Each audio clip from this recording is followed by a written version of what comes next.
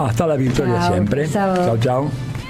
Hola, bueno, estamos con Hugo Moldis, un conocido historiador, politólogo, periodista, hombre de ideas. Él ha sido ministro del Interior en el gobierno de Evo Morales y bueno, lo hemos convocado para conversar, Hugo, para el programa Diálogo Internacional que transmitimos por Radio Madre sobre la actualidad boliviana que tantas preocupaciones está causando por la fractura en el MAS y la posibilidad de que se produzca una victoria de la derecha, retornando triunfalmente y con ánimos de venganza en las próximas elecciones.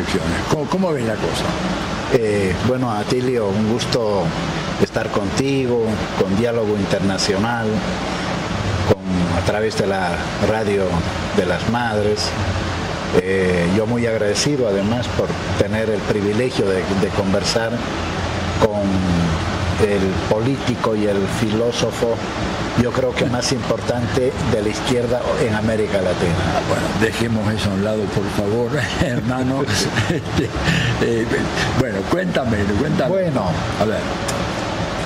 En el libro que publiqué sobre el golpe de Estado, del que me honraste hacer su prólogo, casi en la parte final, yo hago una pregunta y digo, el tiempo dirá si el proceso de cambio fue un paréntesis en la larga historia de dominación colonial y capitalista de Bolivia, o si más bien el golpe de Estado solo fue un paréntesis del proceso de cambio iniciado el año 2000 con la guerra del agua y luego el 2005 con la victoria de Evo Morales, la primera en términos electorales. Varios años después yo tengo la sensación de que es lo primero, lamentablemente. Y ahí hago una separación entre lo que es gobierno y lo que es proceso de cambio. Lo primero sería entonces que el proceso de cambio fue un paréntesis en la larga historia de dominación, explotación imperial y colonial de Bolivia. Correcto.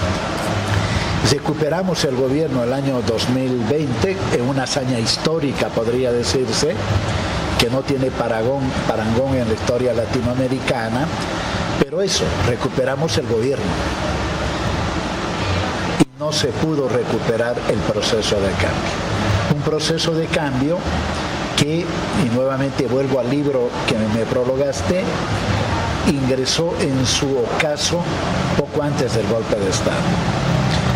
La única posibilidad de recuperar el proceso de cambio era con una articulación entre el gobierno que habíamos recuperado, el sujeto histórico, que es el sujeto histórico colectivo, empoderado, y su articulación, si tú quieres, también con la dirección política en el país, hasta ese momento encabezada por Evo Morales. Nada de eso sucedió, nada de eso. Los movimientos sociales se fueron no solo retornando a sus intereses particulares, corporativos, claro, sino que además de eso con el tiempo se fueron fragmentando. El gobierno se vio acorralado, por un lado, con movimientos sociales fragmentados y débiles, y al frente por una disputa que primero fue disputa simbólica sobre quién mandaba en Bolivia, si era el presidente o el jefe del partido político, en este caso del movimiento de Evo Morales.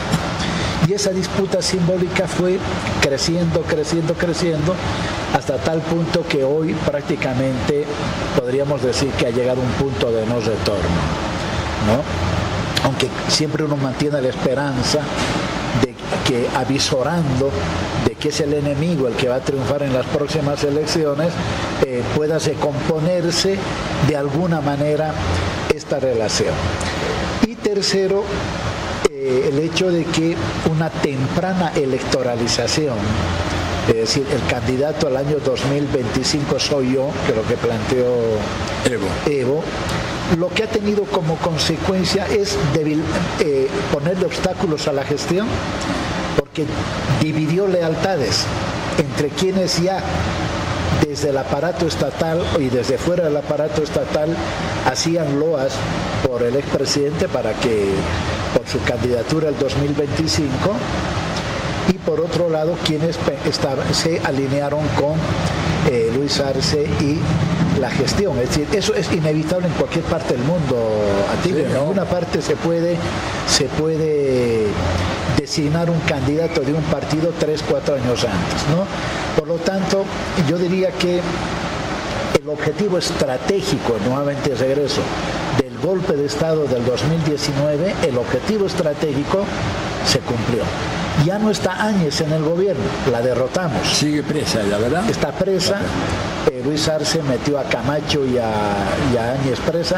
Ya no está presa, pero el objetivo histórico de evitar la continuidad del proceso de cambio, que para mí era lo más importante, se ha cumplido.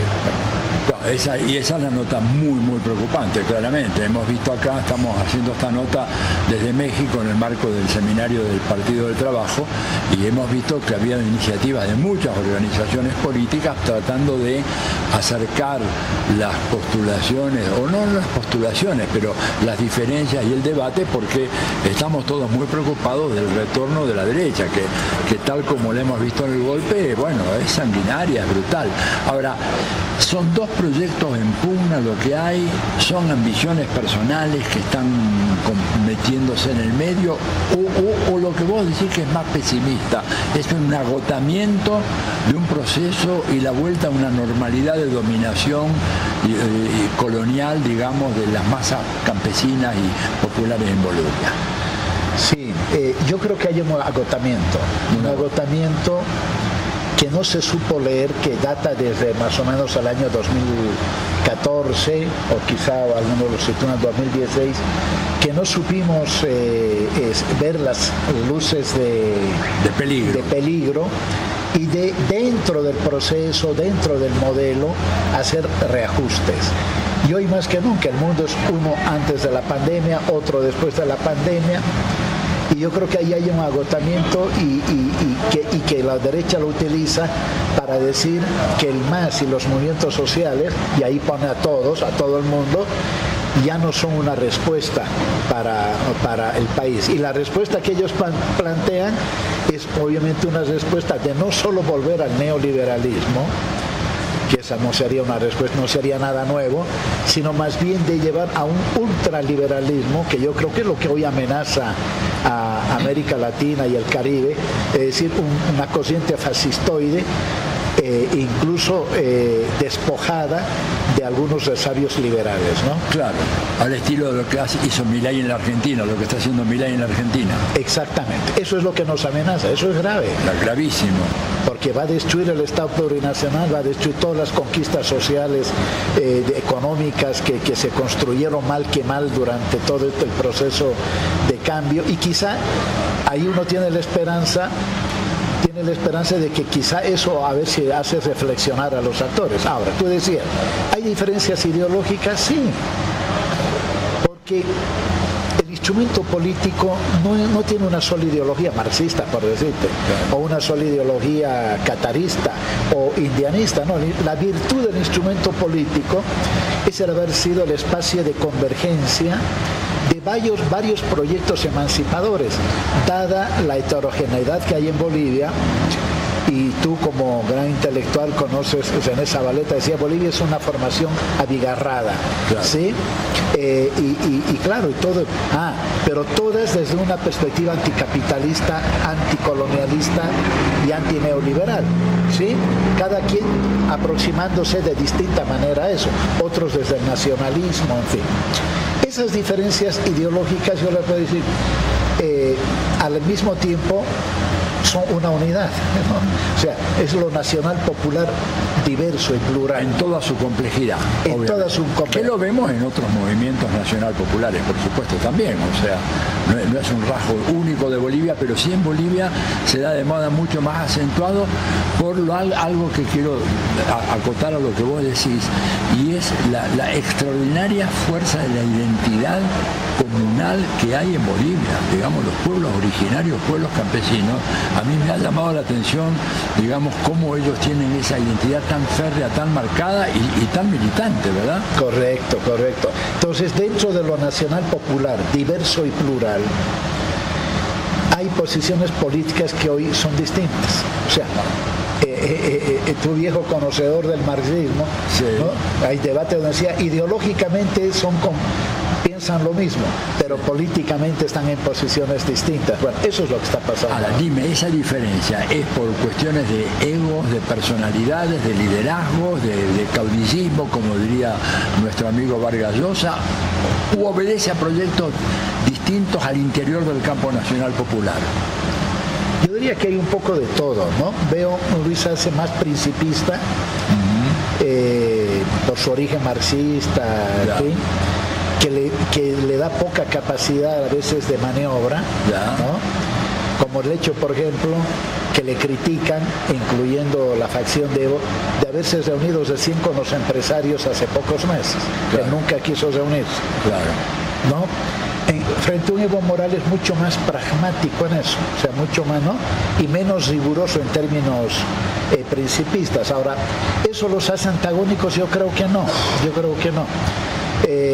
Yo creo que ha jugado más dos cosas: el caudillismo del que hablabas ¿no? De Vargas Llosa, el innombrable, ¿no? y que me hace recuerdo los libros, el hechicero de la tribu que escribiste, lindísimo libro, ¿no?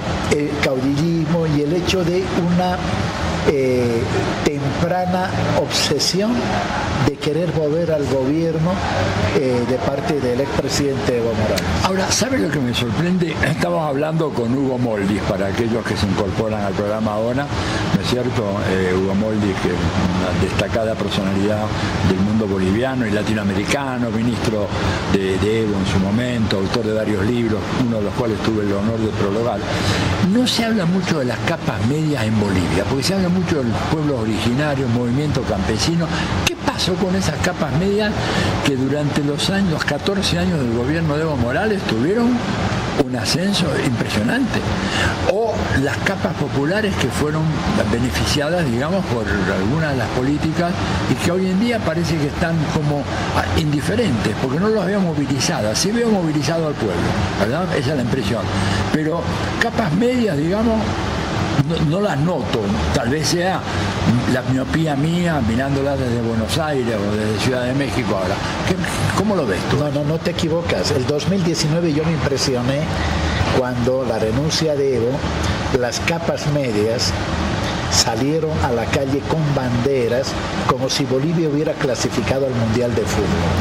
Se ve que esas capas medias se contuvieron, se beneficiaron del gobierno, pero a la vez se contuvieron en su rechazo a lo nacional popular, ¿sí?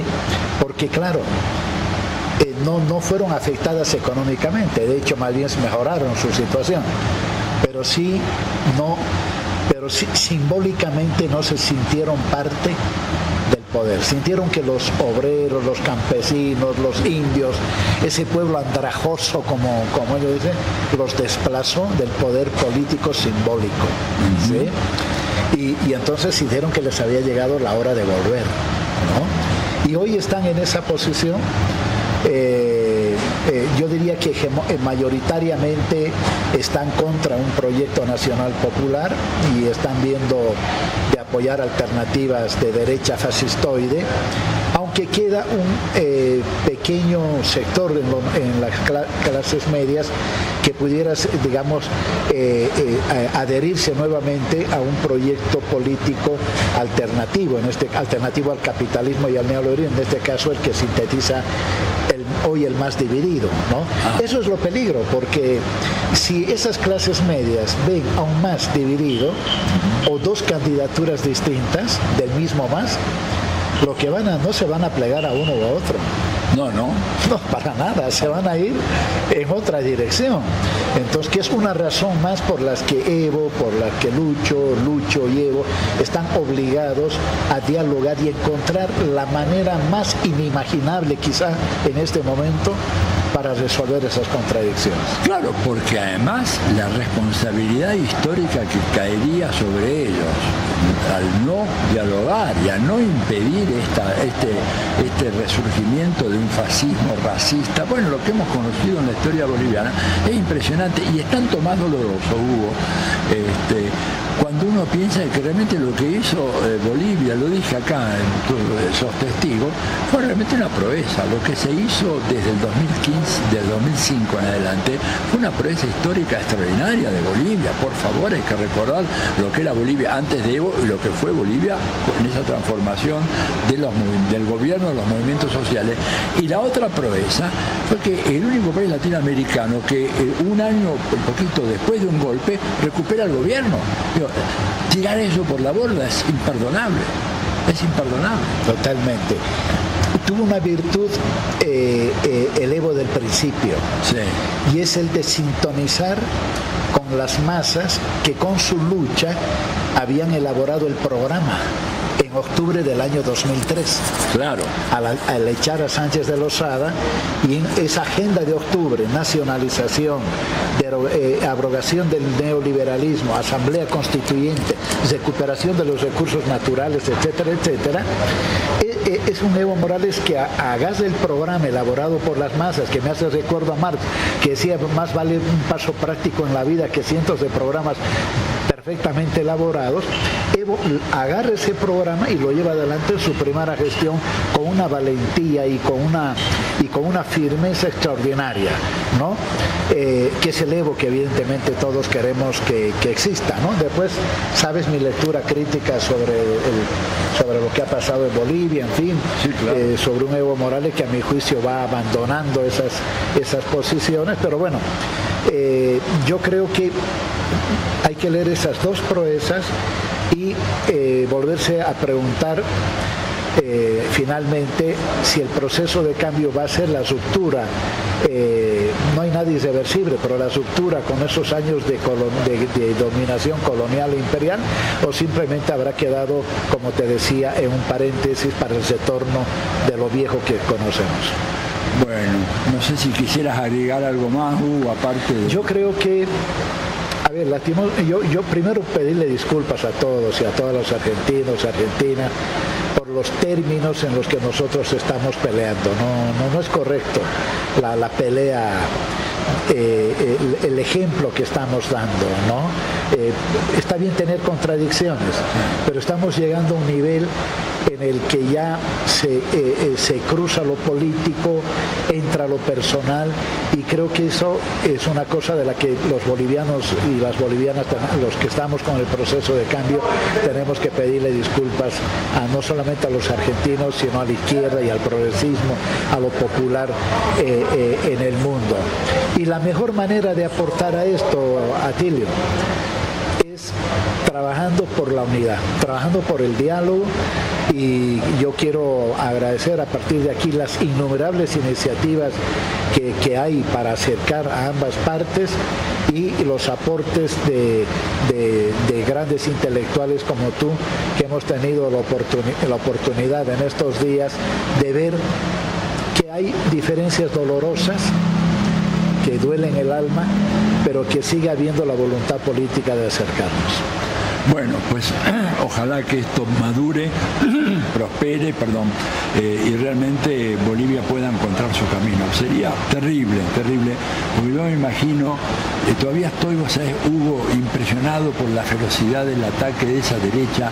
Recuerdo a esa señora de pollera que le tiraron pintura en la cabeza, en los pelos, le cortaron el pelo, la ataron, la querían quemar viva, ¿no es cierto?